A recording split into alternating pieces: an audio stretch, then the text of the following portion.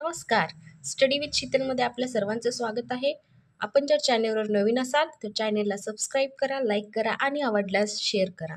आज आपण पाहणार आहोत श्रेया IAS परीक्षाकरिता उपयुक्त असे पिल्लूदर्शक शब्द.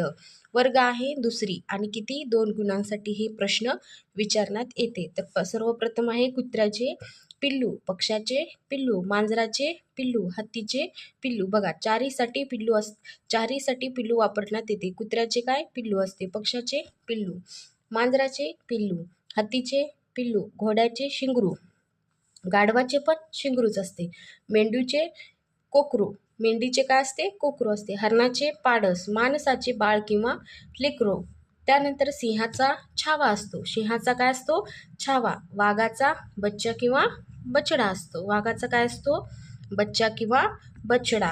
त्यानंतर म्हशीचे काय असते रेडकू, गाईचे वासरू, सशाचे काय असते पिल्लू. बघा पिल्लू कोणाकोणासाठी वापरण्यात येते, कुत्र्याचे पण काय असते पिल्लू, पक्ष्याचे पिल्लू, मांजराचे पिल्लू, हत्तीचे पिल्लू, त्यानंतर सशाचे पिल्लू, घोड्याचे काय असते शिंगरू, गाढवाचे काय असते शिंगरू, मेंढीचे काय असते कोकरू, हरणाचे काय असते पाडस, माणसाचे काय असते बाळ किंवा लेकरू, सिंहाचा छावा, त्यानंतर वाघाचा बच्चा किंवा बछडा असतो, म्हशीचे रेडकू, गाईचे वासरू, सशाचे पिल्लू.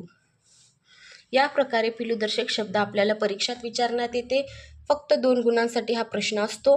त्यामुळे एवढे इम्पॉर्टंट असे पिल्लूदर्शक शब्द आहेत जे तुम्ही पाठ करूनच परीक्षाच गेले पाहिजे. धन्यवाद. भेटूया पुढच्या लॉगमध्ये. बाय.